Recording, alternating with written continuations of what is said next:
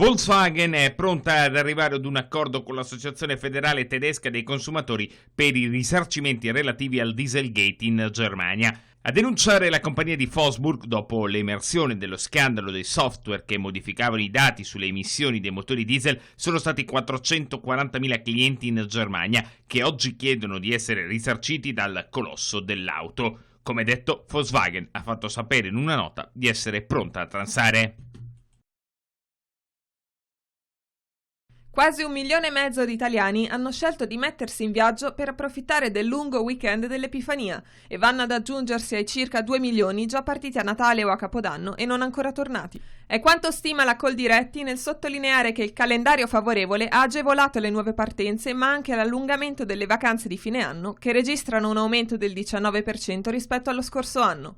Sul podio delle destinazioni delle vacanze quest'anno, sottolinea la Coldiretti, salgono le città e le località d'arte, con il 48%, seguite dalla montagna con il 38%, mentre il resto si divide tra terme, mare e campagna. Il 67% ha scelto di alloggiare in case proprie di parenti e amici, o in affitto, mentre il 24% preferisce l'albergo, ma tengono le formule alternative come bed and breakfast e agriturismi, dove si moltiplicano le iniziative per la notte della Befana. Sono stati 225.000 gli italiani che hanno passato la settimana di Natale a letto a causa dell'influenza, mentre il totale dei casi da ottobre a oggi supera il 1,5 milioni. Nell'ultima settimana di dicembre, però, il bollettino di sorveglianza epidemiologica Influnet dell'Istituto Superiore di Sanità ha segnalato un lieve calo dei casi, dovuto alla chiusura delle scuole per le festività.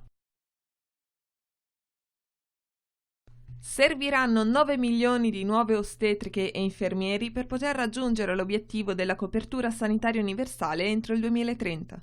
Lo rileva l'Organizzazione Mondiale della Sanità che in occasione del nuovo decennio ha invitato i paesi ad aumentare gli investimenti per la formazione di questi professionisti. L'OMS infatti ha ricordato che queste figure dedicano la loro vita alla cura delle madri e dei bambini, a salvare vite, alla cura degli anziani e alle esigenze di assistenza sanitaria essenziale. Ad ora nel mondo ci sono 22 milioni di infermieri e 2 milioni di ostetriche, la metà della forza lavoro sanitaria mondiale. Ma secondo l'Agenzia delle Nazioni Unite ogni governo dovrebbe investire in diverse aree, tra cui il collocamento di questi professionisti al centro dell'assistenza sanitaria di base, la promozione della salute e la prevenzione delle malattie. Attualmente i paesi che più hanno bisogno di ostetriche e infermieri sono il sud-est asiatico e l'Africa.